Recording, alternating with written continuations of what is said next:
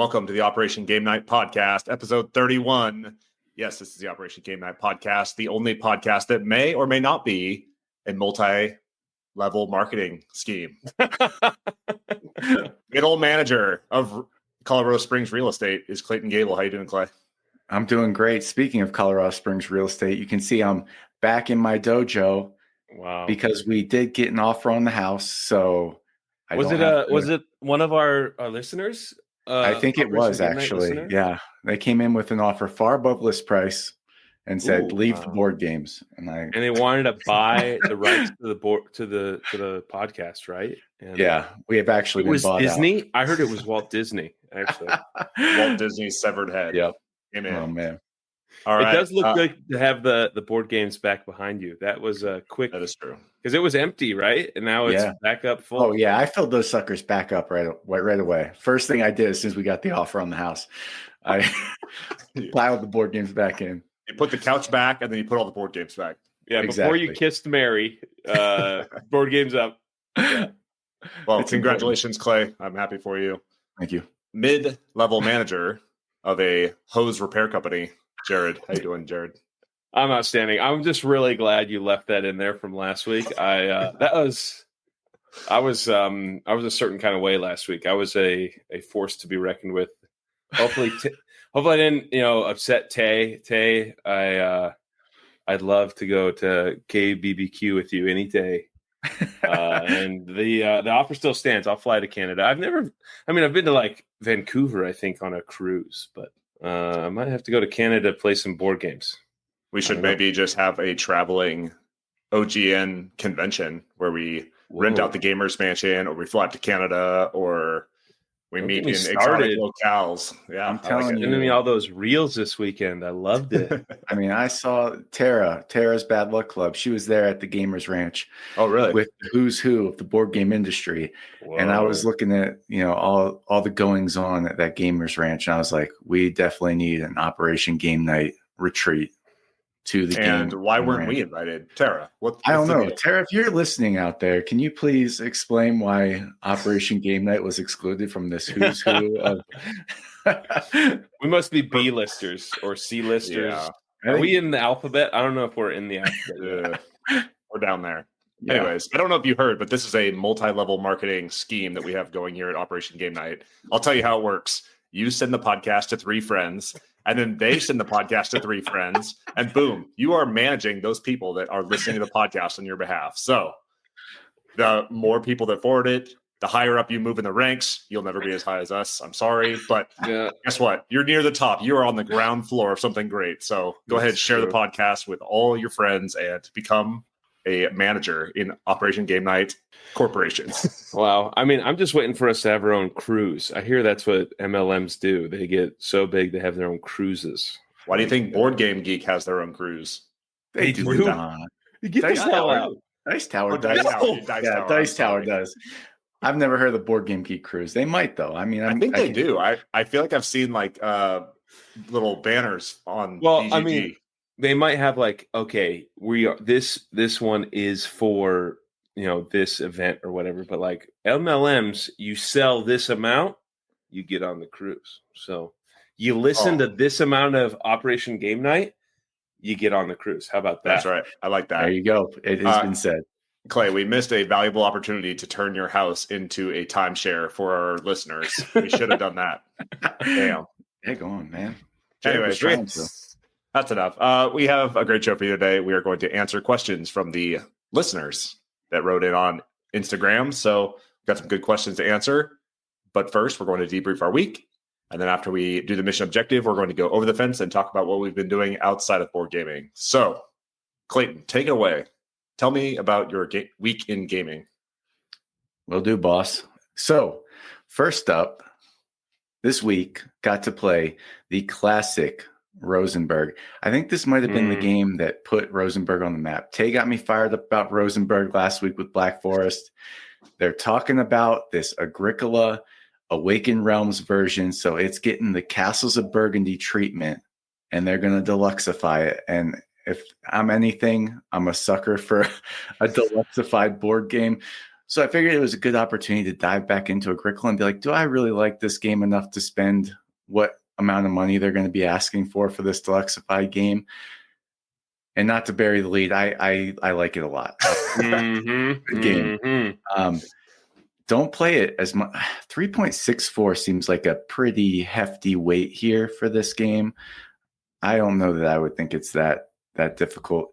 Strategy-wise, probably. But again, worker placement games for me are just so easy to pick back up because you put your worker on a space and it basically tells you what happens. I put my worker on the plow field space. I can take a plowed field and put it in my little area. I plant grain. I take a grain. I put it in my area. So I don't know. Worker placement games just never feel that heavy to me. But anyway, this game has been around since 2007. It won a bunch of awards, I'm sure. It was at the top of the BGG top 100 for some time, number one game, and it still sticks around, obviously. It's gotten new versions just a few years ago, and now Awakened Realms is giving it a new version. So you're not getting away from Agricola in this hobby. So if you haven't played it, you should. Essentially, you are farmers, another Rosenberg game. So you're farming. It's sometime in the past. Things are hard. You have your family. It's just a mom and a dad to start with. So each round you can place a mom out, a dad out, take 2 actions, rounds over, move on, bang, bang. The cool thing about this game is it starts out like the actions evolve as the game goes on. So when you start, there's like a core set of actions available. And then each round you reveal a new action. And so as the game progresses, your options grow, the actions get better. And I like that evolution because at the beginning, when it's a little more overwhelming, you're kind of constrained a little bit. And then as it grows, maybe you're diving into more of a strategy so you can focus on some of the new things that are coming up. And it tells you on your little player aid, like, hey, in these rounds, these are the potential cards that could come up. So you got your cow cards coming up in round 15. So you can plan for that. Like, gosh, I got to get my cow. Because the other thing about this game is it is a diversification engine. All right. You cannot be just a sheep farmer. You will not win Agricola because there's several different categories that you score for. And let me get a better picture up here. There's several different categories you score for, and each category is capped out at like 4 points is the most you'll score for it. So you can have 5 sheep and get 4 points. You can have 20 sheep and get 4 points. But if you have 0 sheep, you lose a point. So you want to try and get every type of animal. You want to try and upgrade your living quarters to like the fancy clay or stone huts because they're worth more points. You want to have the different types of vegetables. So you have grains, you have vegetables. You also, you build these fences around different areas to make pastures. And if you have unused spaces in your farm, that's also negative points. And what really popped off for me this time playing the game, in the past, I was overwhelmed by the cards you get at the beginning of the game. I wasn't quite sure how to properly use them and, incorporate them into the gameplay. It was just like a little too much the first couple times. And maybe this is where the 3.64 weight's coming from, is the options you get on these cards. So at the beginning of the game, you get 7 occupation cards and 7 minor improvement cards. And this is different. I think advanced players, you do like a draft, kind of like Terraforming Mars, where you pass cards back and forth between each other to pick the ones you want. But the way I play, you just get 7 of each. And so they give you like ongoing benefits, ways to, cook food or like turn your... Holy cow. Whoa. You worried about tornadoes. The ring light tried to assassinate me. Holy cow. Jeez. Look alive. The tension, I was just I know. Anyway, you get this hand of cards and you try and find out ways to use them because they're going to make things easier for you and they're going to help you develop a strategy for the game. So I had a lot of fun with that. I actually played like 3 cards, which in the past I may have played like 1 in the games I played of it. So getting up to playing 3 cards, I was really into it. And then the other thing that happens is every so often, and it happens more frequently as the game goes on, you have a harvest. So like after 3 or 4 rounds, you have to do a harvest. And that's where you can sow some of the, it's reap. You reap your grains, you reap your vegetables, your animals. They obviously are going to breed. They get busy. You produce more. And then you have to feed your people. And each person costs 2 food to feed. So you're trying the whole round to make sure that in the middle of doing all the stuff you're trying to do to improve your farm, you got to make sure you have your food ready for the harvest to feed your people. And there's chances to get more people, and they help you take more actions, obviously, but they cost more food. So, and you have to have a place to put them in your house. So you have to build your house to get more people. You have to have more food to feed the people. So, man, it's a tight game. It's a tense game, and it's so good. It is a great worker placement game. It's a little bit of city planning too going on, right? Because your house, you have to continuously build from your house. Yeah. You can't just like build part of your house on this part of your farm. No. And you want to build your pens in a certain way where it can hold enough of the animals. Okay. Yep. I absolutely sold on this one. Is this the one that we played right after I got my hip surgery? This is, yes. I was like hopped up on painkillers. And I was like sold. I was like, I love this game so freaking much. Getting my freaking Hearthstone or whatever. I can't even remember what the cooking bread. Oh, the cooking hearth. Yeah. This one is a lot of fun. I had to rewatch a video and read the rule book because you sent me a BGA on this one. Me, Travis, Clay are hot on this one right now. I don't think anyone has another kid yet. I don't think that's an option yet. I think it forces you to wait a little bit. Yeah. They want to make sure you establish yourself a bit. Yeah, you don't want to jump right into having kids, Yeah. Build up that farm first. You can provide for those children before you put them to work on the farm. Oh, yeah. One last thing is that the action spaces accumulate. So every round, more wood gets put onto the wood space. Yeah. And so if someone doesn't take the wood action for a while, it's going to build up a metric ton of wood. And eventually you're like, I don't even need wood, but I got to take all that wood because it's awesome. So yeah, there's a lot of cool stuff going on in this game, and it definitely rewards repeat plays and people that really want to like geek out on the strategy and get excited about seeing their hand of cards and like unlocking the possibilities. Like, oh my gosh, I got a card that lets me go fishing for 2 stone less or whatever. Just endless possibilities for strategy in this game, and I am giddy with excitement about the Awakened Realms version. So tell me about the Awakened Realms version. Like I know they're going to deluxify everything, but what specifically are they doing to it? Like each of the animals, I'm assuming, is like a 3D printed sheep and a cow and a goat and stuff. But it's all in my imagination right now. I didn't actually look it up. I just saw posts about it, and it looked like it was in the Awakened Realms Castles of Burgundy sized box. And my imagination has run wild with what they could possibly do. I know. I saw the YouTube video. I saw the YouTube video pop up where they do all their announcements for the year. And I had it saved and I completely forgot about it. So I need to go back and watch that and drool over these beautiful components.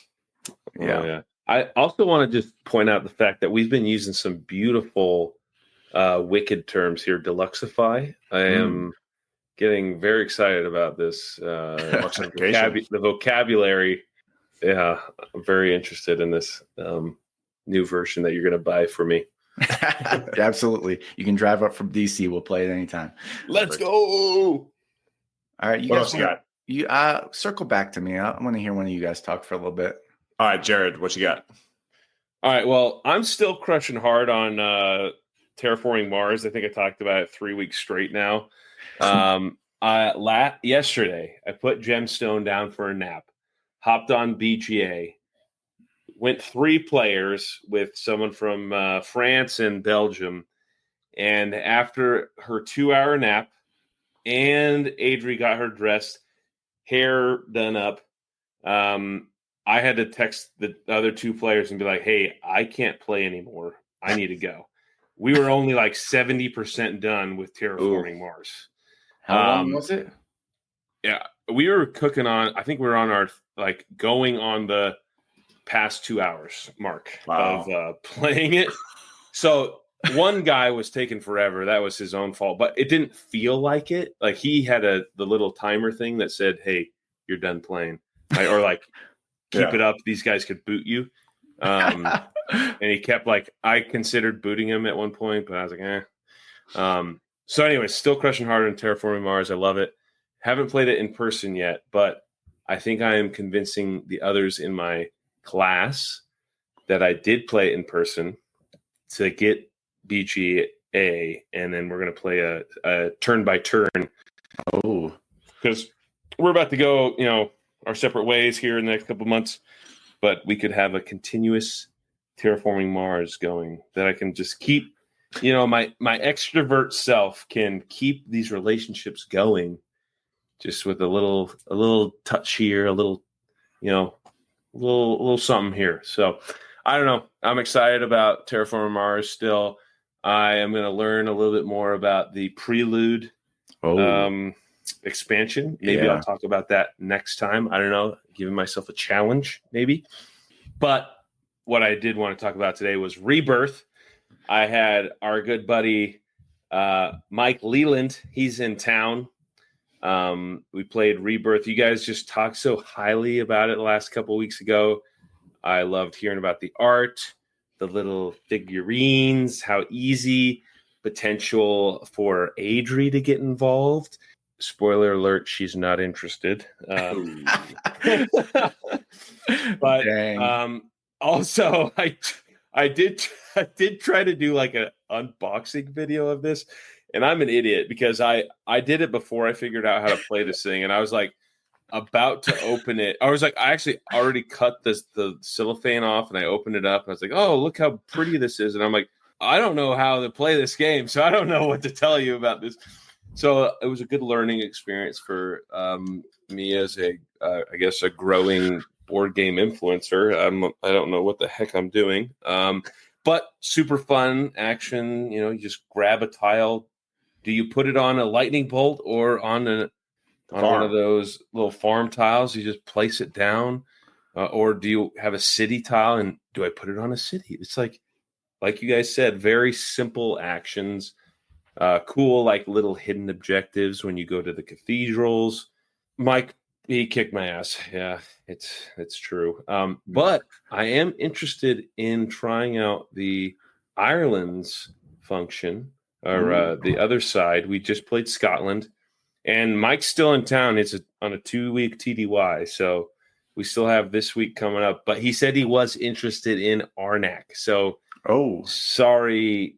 Rebirth, you're going to have to take a back seat to Arnak. If he wants to get out Arnak, I'm getting out Arnak. Yeah, you got to take advantage of Mike being there for a week. Big boy. Yeah. I want a big boy. Yeah. I want a big boy game. Yeah, this is with anybody. You gotta capitalize on the Mike time. Yeah. The one thing that I really liked about this game, the one feature I really liked was that hidden objective. Like I had to try and get more 3 wind farms together, or the little lightning bolts. Those are like your power stations or whatever. Yeah. So I had to get more of the 3 groupings than him, but he didn't know that. So like he's doing his own thing.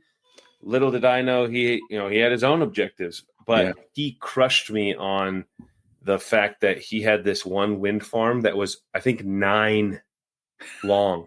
So every time he goes there, every time that you grow your connected wind farms, every time you count however many are in the group, and that's how many points you get.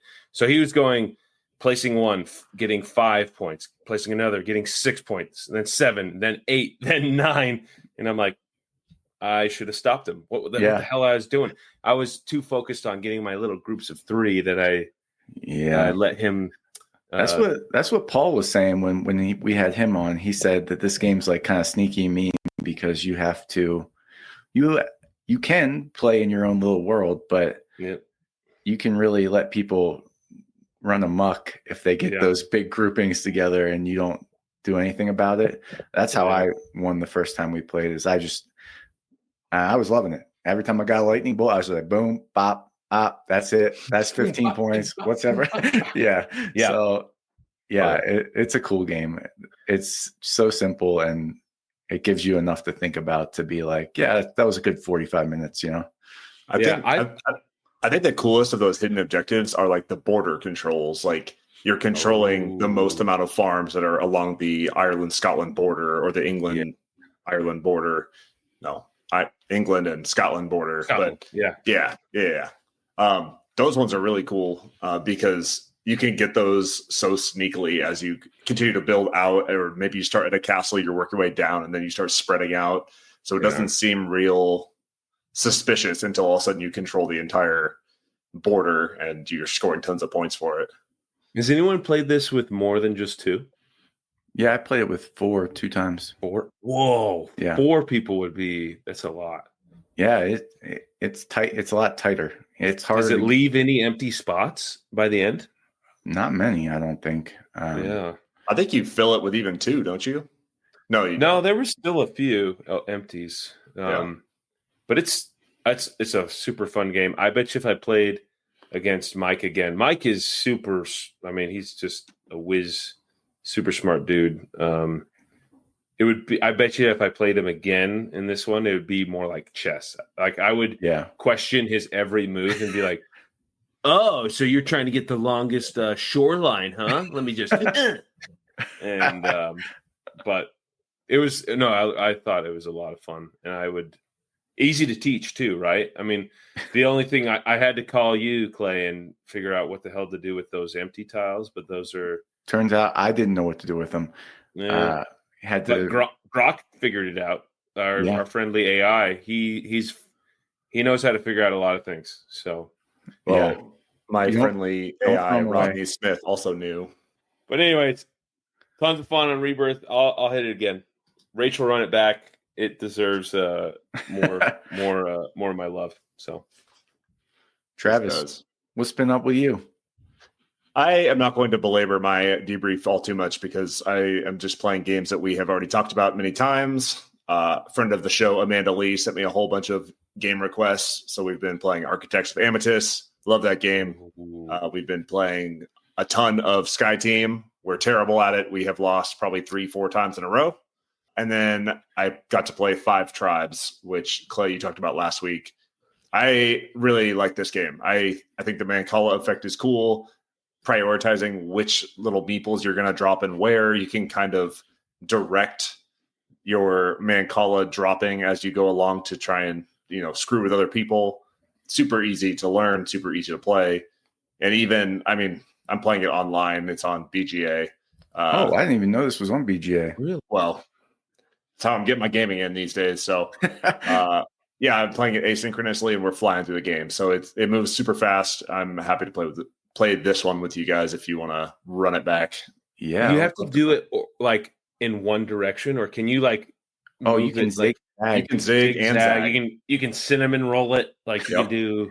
Okay, I just want to. Some of the coolest things you can do is if you get a big enough group and you pick them all up from that group and then circle back around to that space that you left and that you just left. Yeah, you can double back on yourself. Yeah. Really? Yeah, you can come up with some pretty clever things to do. I certainly was not being too creative about it, but I heard that you can.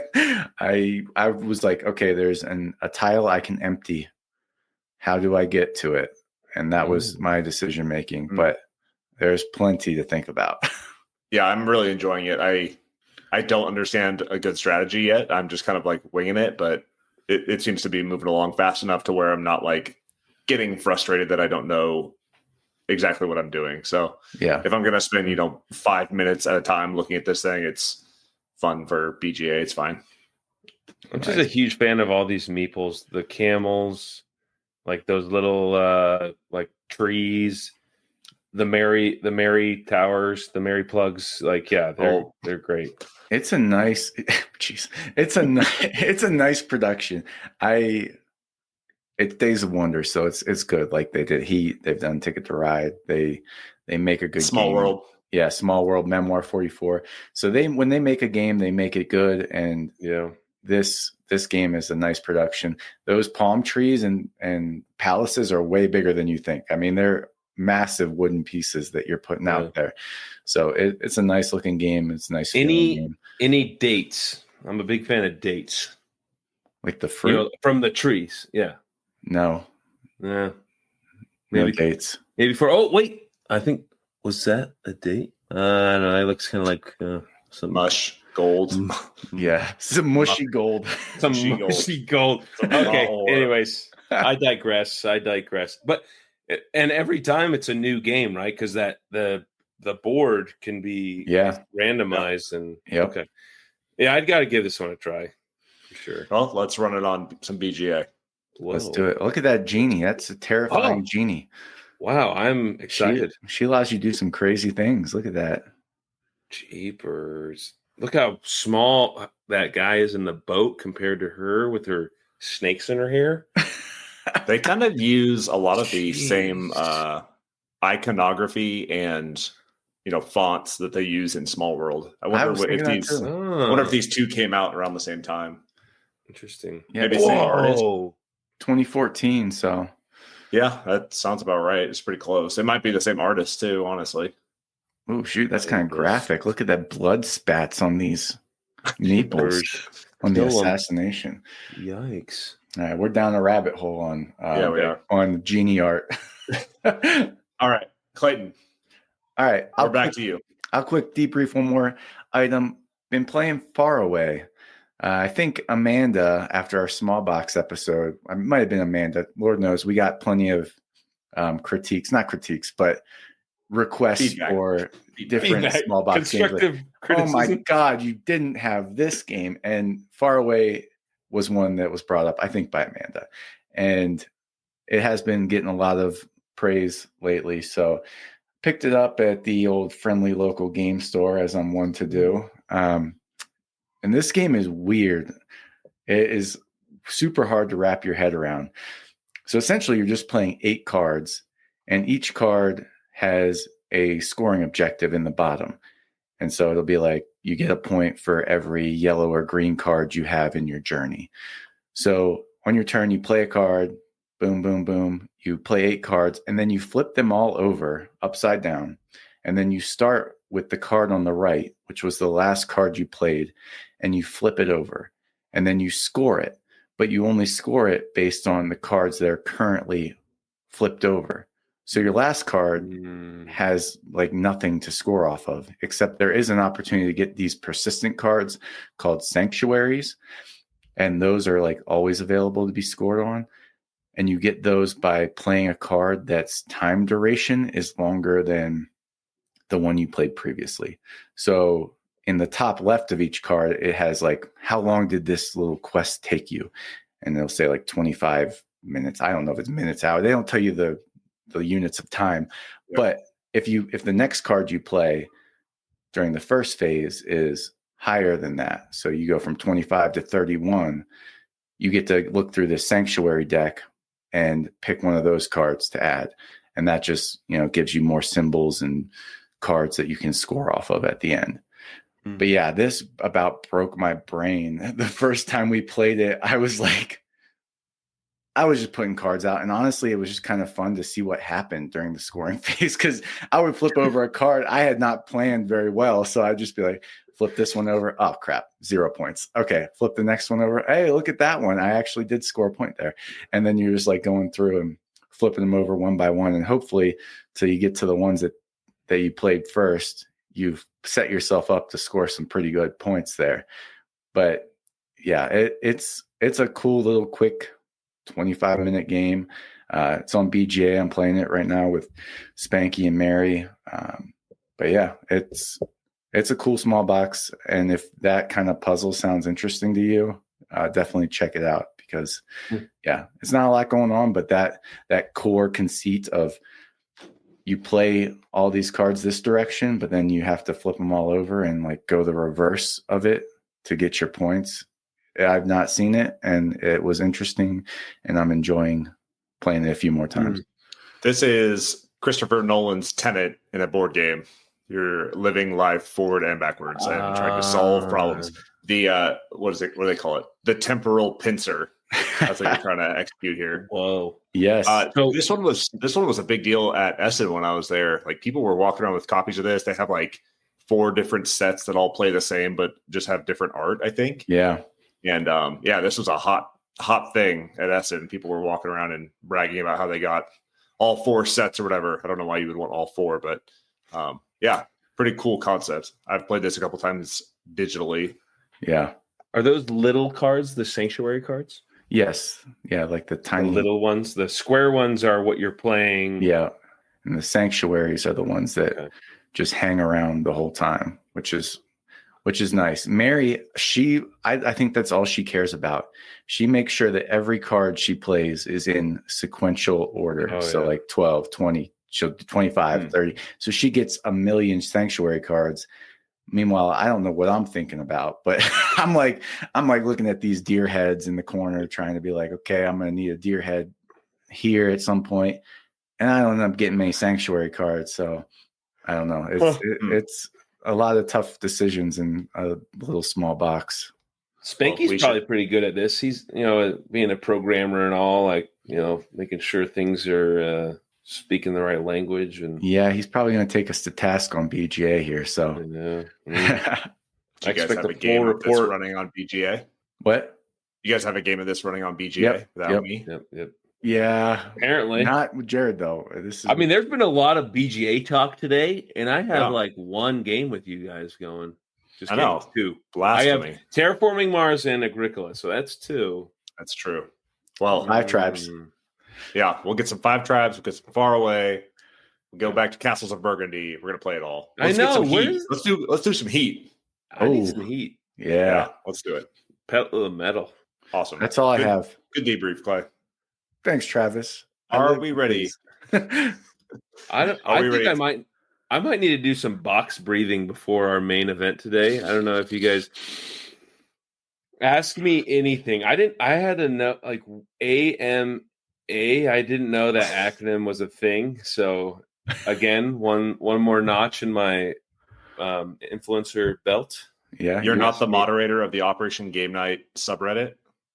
No, you guys did give me access to the Instagram, and it scares me. So I immediately closed it. So we need some of those creative reels that you had. You've generated some of our best traffic with your creativity in the real game. Nobody wants to see just clips of our podcast, which is all I post.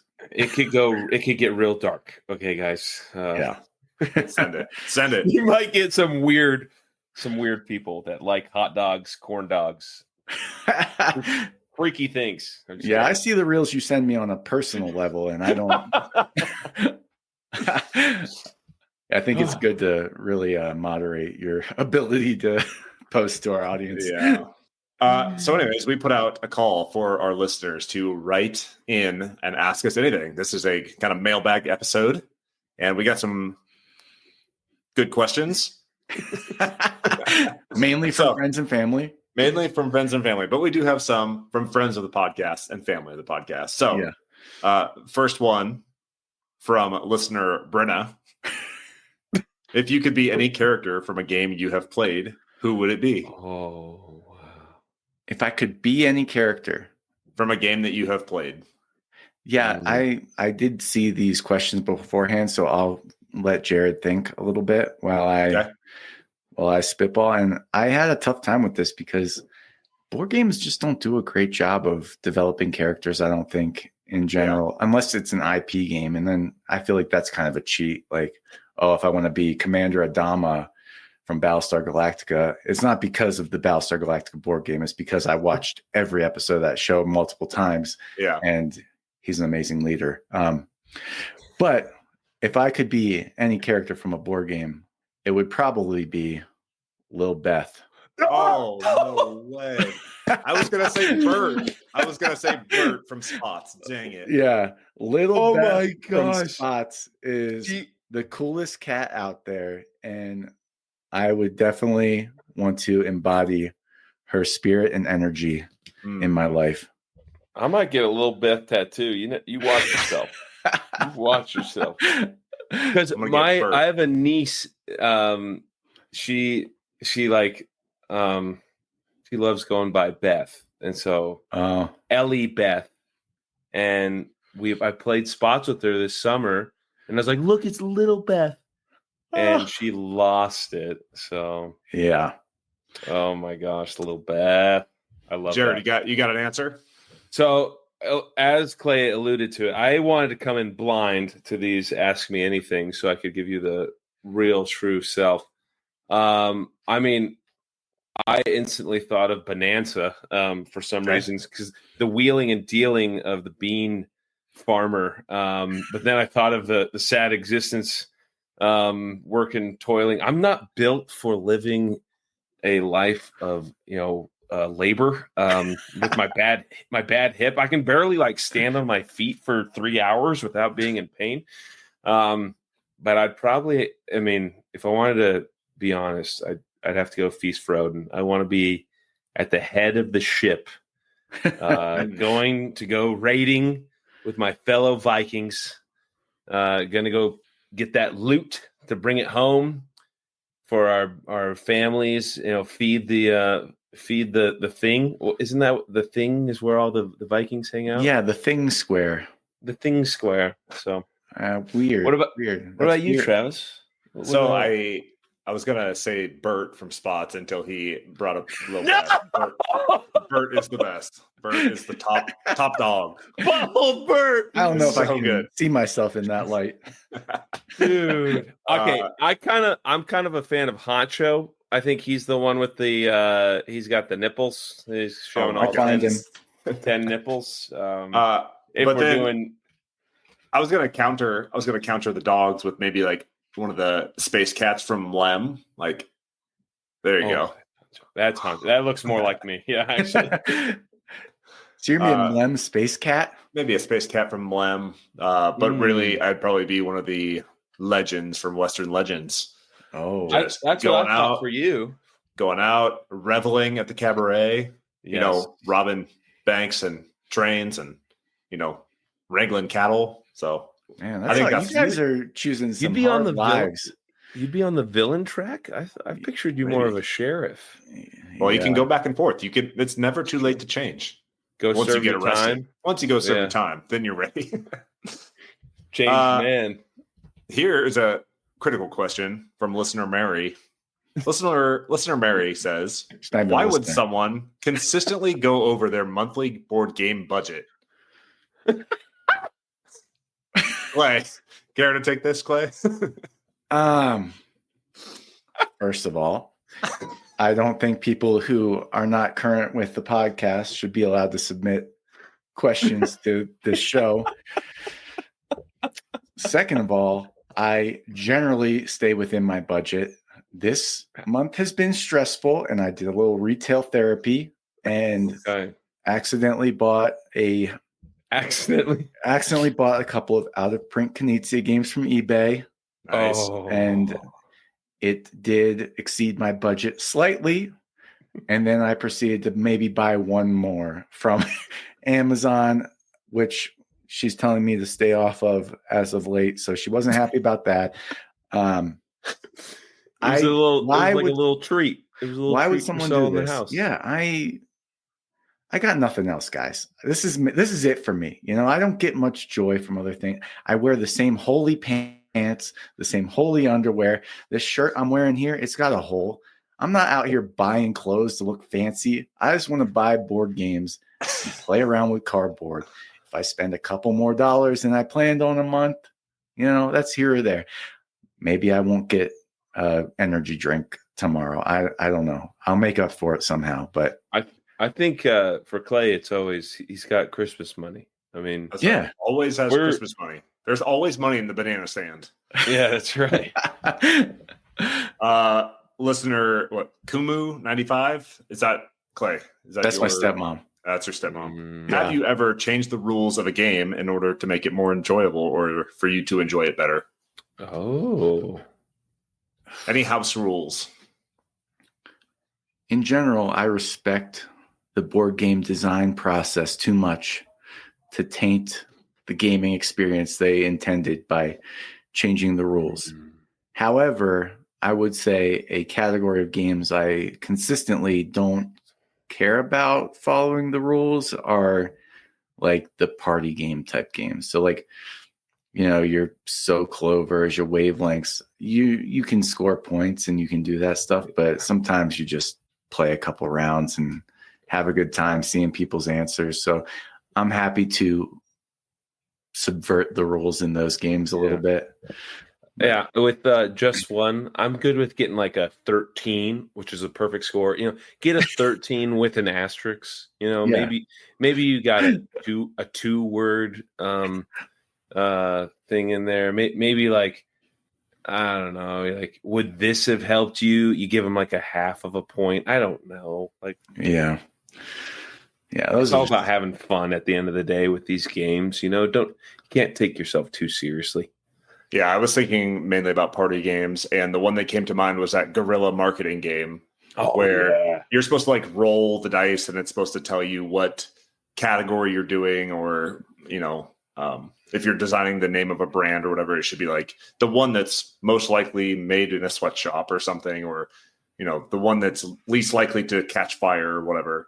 But yeah, you just pick one and roll with it, and the categories don't matter. You're there to have a good time, not to fit things into specific categories. So next. But I will say though, when it comes to Feast for Odin, when it comes to Dune Imperium, I run a tight ship. Okay. You cannot do that. You need to put your cards there. You do not put your cards over here. You can't shuffle those cards until this part of like, don't you dare. Don't you dare. It's bitten me before. Somebody's got to hold the line, Jared. I know. So Deb, it depends. Like every good answer, it depends. But party, good to go. Big boy game nights. It's stress levels are high. Yeah, I was reminded of the high stress are out in Dune Imperium the other night. I hadn't played a game like that in a while. Sorry, this is a tangent, but that tension in Dune Imperium is just crazy. Oh my gosh. Just like you have these sneaky little plans and you think it's all going to work out. And you're like, hold on, if I can just win this conflict, I'll get 2 points. And they don't know that I have a card that's going to let me go up in the Fremen track and grab that alliance token. And then boom, boom, boom, it's 10. I'm there. And yeah, that game is so tense. Yeah. And it must be played with the proper rules. That's right. Sam from Mesmerelm Games asks, how does it make you feel when people tell you that board games are for kids? I will double down on that and say, how do you respond when people say that board games are for kids? I say, I am a kid. And, it's a shame that you feel like you've lost your inner child. But also, I mean, who cares? I love this hobby. Like if you feel like it's childish, then you don't have to play with me. I guess you don't get to have as much fun as I'm having. That's right. So sad on them. But and Sam, if someone's giving you some shit, you can send them my way. That's straighten them up. You got a couple wrestlers here. I swear Travis was a shot putter, but he was a long jumper. High jumper. High jumper. This guy is a combatives instructor too. He can choke people out with a look. I'm gonna jump over you. That'll show him. Yeah, nothing's he's more. He's got some strong legs. That would really be demeaning, though, to just have a person leap you. You try and like flex on, like, what's up, and they just jump straight over you, hop over your head.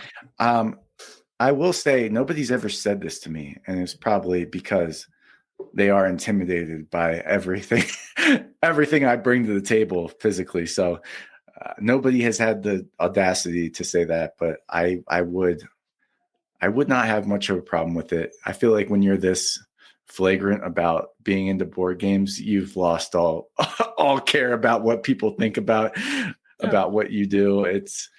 This is what I like, and you got one life, man. I'm not going to waste it trying to make other people happy by doing things they think are for adults. What am I going to go out and, sorry, Scott, Scott, whoever. I think Scott's our main listener that's a golfer. Am I going to go out and just like stand around outside with a couple clubs and hit some white balls around all day? That's the adult thing to do. Nah, not for me. Hey, once we retire, okay, Yeah. and you move back to Colorado, because your ass better be moving back. Yeah. We can go golfing because we'll be old and senile, and we can't. That's right. We can't wrestle and we can't do jujitsu, but we can still swing a golf club. So we can go play golf in the morning, and then at night, that's when we hit the table. You know what I'm saying? Golf's just a game too. It's true. Yeah. Golf's for kids too. How about that? Yeah. Boom. It's like when people make things without meat taste like meat. They make board games that play like golf, or go both ways. So, all right. Tan Man 14 asks, "What are your dream jobs?" I think this is Tanner from. I believe so. Yes, I believe so as well. Yep. Wow. What are your dream jobs? Yeah, actually, one of the visitors on the podcast. Dream job. I have a dream job, and I hope it lines up with Travis's dream job, because we have a dream of opening a board game bar. Name is Influx, cardboard keg, maybe. I don't know. TM. Yeah. TM. But yeah, I mean, cut that. That I mean, obviously, this is board game related. I don't know if you want a realistic job. I don't really care. I'll do whatever. But in my dream world, in retirement, when Travis is ready to leave his Air Force fighter jetting behind, we can open up our board game bar where we can, put on game nights for people, have a beautiful setup, a gaming library that people can come to, have like special board game tables to get at. We want to have a tap wall where you just go up, you serve yourself some beer, you play some board games, you have a good time. That is what I want to do with my life, is just be around people playing games and having a good time. I don't even have to be playing them. I'm just happy to be there and seeing it going on. I was going to say data entry, but I guess that's okay too. Wow, Travis. No, yeah, that sounds great. That sounds great. And then Mary never has to worry about you going over your board game budget again, because it's all write-off. No, it's all true. write-off. Oh yeah, I Expense just that. wrote it off. That's wrote right. it off. Yeah. I was honestly thinking, like, I have always thought that my dream job, and I still believe, is to be a squadron commander in the Air Force. And I could potentially have my own bar as a squadron commander where we play board games. Excellent. So maybe I could do both. I mean, me and Tan Man got a little taste of that in Kunsan, where we actually did have our own bar in Kunsan, and we played a lot of board games. There was no tap wall, though. There was definitely a hole in the roof, and it was a little dilapidated, but I mean, it was free membership. I mean, service to your country isn't free, but I don't know. I would also say, once I retire, I would actually like, I wouldn't mind doing something in real estate or something with food. I like food. Yeah. I could see myself doing diners, drive-ins, and dives, but how about you be? I gotta know the right people. You could be the food manager at our board game bar. You could be dealing up all the. Come up with some creative board game themed dishes. Ooh, yeah. This is the stew from Agricola.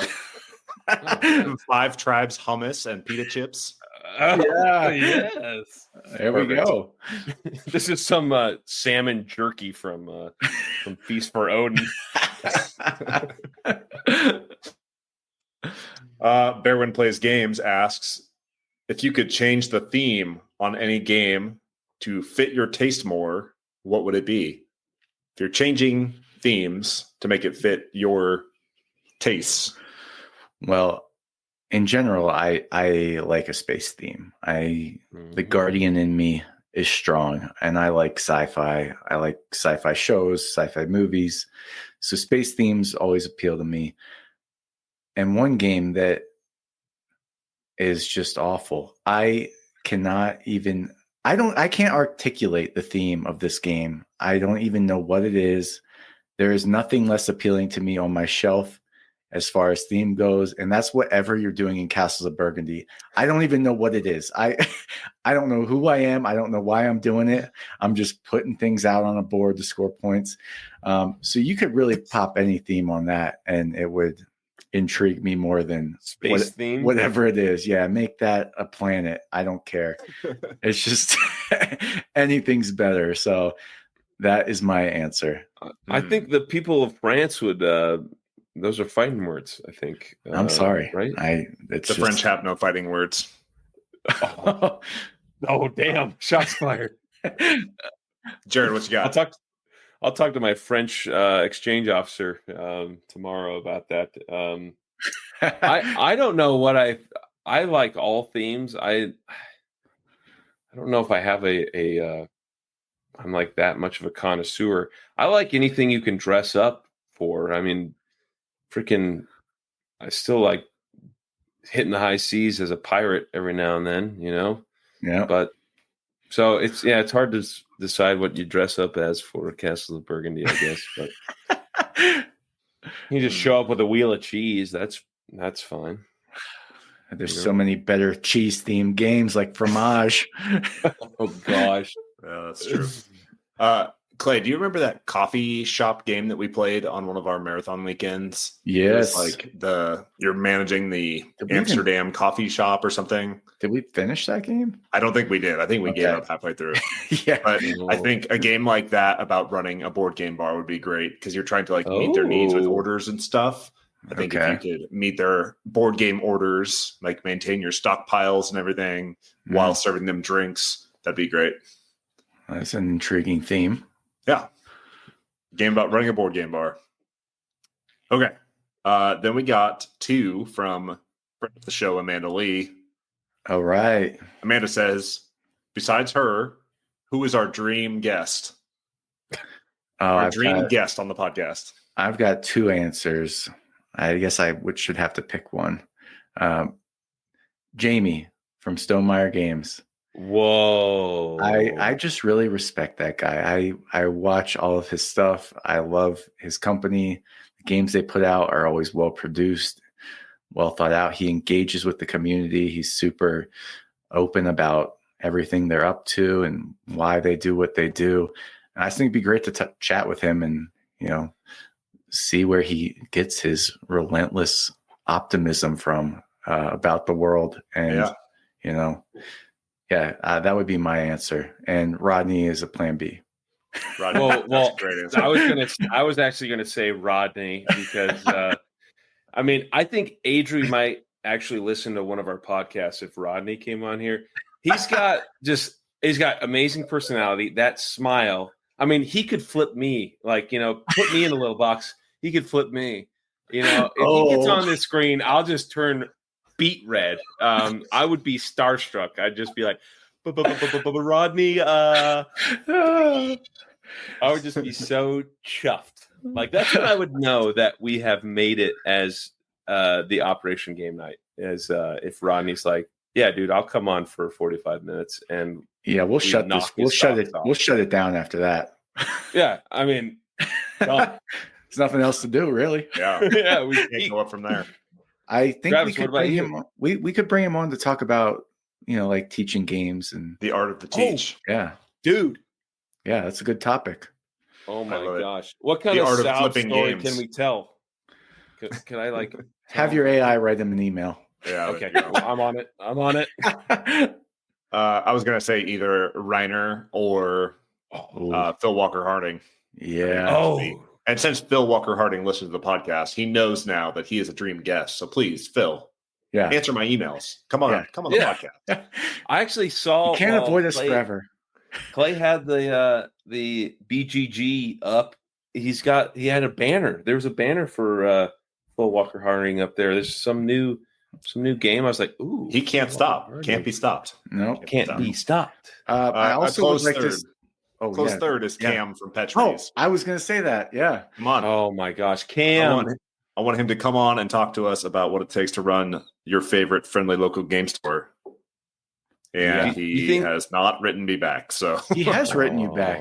Oh, he did. Oh, it was open because we shared the email. It was we already mark opened. it as you have to mark it as unread. Well, I forgot okay. to. I assume Now we're ready. Now we're ready. So, Cam is coming on eventually. Yes. Okay. Could he come to on Friday when I am going? Sorry, Travis, I don't know if you know this. I'm going to Colorado Springs on Friday, and there's going to be a game night. It's Can a you big come? one. It's actually Could you fly sponsored from Germany. It's sponsored by Operation Game Night. Get No out of here. way! And You Disney. can't expense that. I'm not writing that off. Come on. Oh, well, I'm super jealous. Maybe I will like zoom in and then I can like give you guys my moves through the microphone. Okay. Yeah. Perfect. All right. That's fair. Amanda has one last question. What are our spouses' favorite games? Ooh. Mary always wants to play Castles of Burgundy. Always. Or Cupidos is the other one. If you want a more eccentric answer, then I feel like I talk about Mary loving Castle of Burgundy all the time. But Cupidos is a close second for her. Every time it's Wine Wednesday, and I just want to play something other than the game we've played a million times. She's like, Castle of Burgundy, Cupidos. I'm like, okay. But yeah, those ones really get her fired up. She loves rolling dice and she loves Cupidos, getting around that track. So Jared, what about your spouse? Well, so I'm in a hotel for the listener that's watching on YouTube because we ran away from Alabama. What are the two games that Adri grabbed? We ran away from Alabama because there's some tornadoes this weekend. Okay. We're down here in Tallahassee. Tornadoes came over here too, but no tornadoes landed. I guess it was just some hail and stuff. It's bright and shiny. But she grabbed Spots. Okay. Will Bats is in here. yeah, and Bert. And Dice Miner. Dice Excellent. Miner. baby. Great choices. Do you guys play that at 2 players? I feel like that game would be crazy at 2 players because you would have so many dice. I don't actually know if we've ever played 2 players. If there's ever someone that's there, like because we have people come TDY all the time to Maxwell, like, and I'm like, will you play a game with us? And she's like, I'll play Dice Miner, and boom. So I'm pretty sure Dice Miner is her favorite game. So yeah, she loves cheersing, and she kicks her ass a lot of the time. She's pretty good at it. So Rachel's is 100% Splendor. She will play Splendor all the time. Those cards are getting worn thin. The chips have little nicks on them, and the box is falling apart. Splendor is by far her favorite. She does like Jaipur, and she likes some of the other like roll and writes and stuff like that. But Splendor all day, every day. She will play Splendor. And that wraps all of our questions. Thank you, listeners, for writing in. Thank you for giving us something else to talk about. So we appreciate it. We sure do. Are we ready to go over the fence? Let's head over. All right, Clay, tell me what you've been doing outside of board gaming.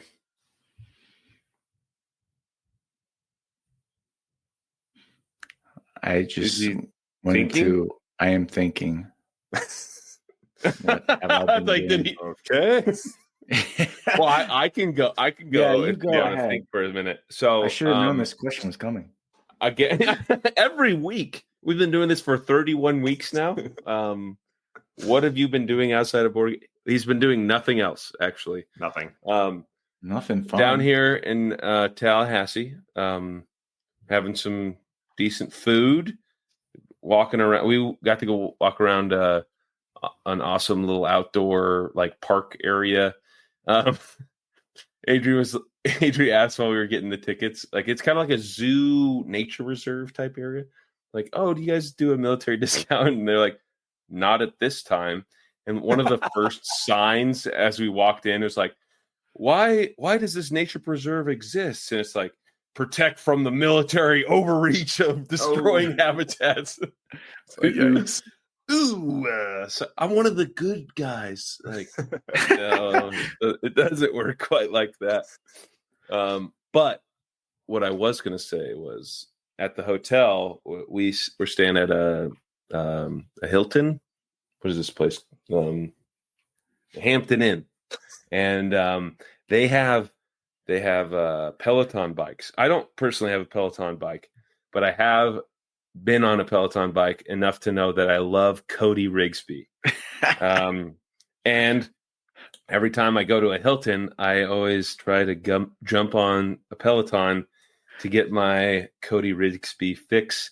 He's kind of like a therapist to me. Sometimes he's a little mature for mature audiences. Sometimes he goes off on tangents, but he's right up my alley. And I got my Cody Rigsby fix this morning. That's why I'm a little glistening, sweaty. I didn't take a shower, so luckily you can't smell me through the podcast. But you never stink, Jared. I mean, I have rolled around with you in your sweat many a times. Okay, and you never stank. You were certainly sweaty, but yeah, as someone who has had him sweat in my mouth, he stinks a little bit. Yeah, but Travis, you never specifically put a trash bag over your body. That's also true. I wanted to get a couple more minutes of work after practice, and Clay's like, "No, I'm not going to touch you." I said, "Hey, can I just a couple takedowns?" He's like, "Wait 1 second." He went to the trash can, grabbed whatever trash was in there, pulled it out, grabbed one of the old, like the new ones at the bottom of the bag. There's probably like drippings of nastiness. He would rather have that over his body than my essence of Jared. All right, that story's not completely accurate. It was before practice, and you were already in a full sweat, drenched. I had not even jogged around the mat one time, completely dry. It's one thing if we are peaking in sweat together, but we're both slipping and sliding. Yeah, but just to have one sweaty sweaty climax together. Come on to your clean body. It didn't feel right to me, and so the trash bag helped me. Clay, that was like, I mean, geez, over almost 15 years ago. I've forgiven you. Get over it. Yeah. And as somebody who had classes with Jared about 5, 6, 8 hours before he was going to go to practice, he was already that sweaty. He was still that sweaty. So I've been sweating since 2001. I think that's when I hit puberty. So, all right, Clayton, what'd you do? All right, Travis. Should we go to Travis first? I got nothing. We're still watching The Sopranos. Nice. We're in the final season now. It just keeps getting better. I keep liking it more every single week. I started liking it in like the second season. I was like, all right, this is good. This is worth being in. But every season after, it just gets more invested. I'm very excited every night when we get our chance to watch The Sopranos and see what's up. So still shouting out The Sopranos, shouting out. I'm on the second book of the War King series. Got several hours into that, and it's even better than the first. Just like, I mean, I guess everything, the more you get to know the characters in the world, it gets better. So I'm loving getting into that. And that's about it from a fun outside of board games perspective. Lots of other stuff, job hunting and this and that, trying to orchestrate things. Going to Pennsylvania next week. Unfortunately, while the Ericksons are in town, but we will get one good game night in before I head out to Pennsylvania for my cousin's wedding. And that is all my over the fencing I have to do. Kind of threw me off with the sweat talk there. I think I'm gonna have to get a shower. Yeah. Oh man. Okay, so this week I am participating in the German Armed Forces proficiency badge events. So Really? It's like a kind of competition against yourself. You are participating in a bunch of different events that are related to the German military. So tomorrow I have a swim test. You got to swim in uniform. Nothing new. You got to swim like 100 meters in uniform and then take your uniform off in the water. And it's like under 2 minutes. So got that tomorrow. Then Tuesday, I have a German PT test, which is a little different. They have like a chin hang and like a shuttle run, but you have to like do an up down between the lengths of the court. And then a 1,000-meter sprint. And then Wednesday, we are firing. We're going to shoot some guns. And then Thursday, it concludes with a 12-kilometer ruck march in under two hours with 35-pound ruck. So, how much have you been training for this? Yeah, I was going to say, how's your fitness, man? I mean, you don't look like you've taken a steep drop off with the baby weight. You know, yeah. I mean, you seem like you're. Well, I don't know how to take that. Are you saying I'm still holding? No, I'm saying the men, they gain the baby weight after the baby's born. So you haven't. I haven't seen that from you. I've been doing okay. I borrowed a ruck from somebody that had a couple of them laying around, and I've been rucking with 50 pounds. So 35 should be nothing. Yeah. So 2 hours, 7.5 miles shouldn't be terrible. But that's a good time to get some hours in on your War of Kings. That's right. Yeah, and we can do it with headphones in. So that's a great. Nice. Yeah, that's a great. Yep. I might just have to start that book over because I got distracted with the other 10 books that I have going at the moment. So, jeez, commit, right. Travis. I know I got to commit. Anyways, did we do it? I did. Episode 31 in the books. For Operation Game Night, I have been Travis. He has been Clay, and he has been Jared. And we're out. Oh crap! Got to end the recording. Wow, Clay.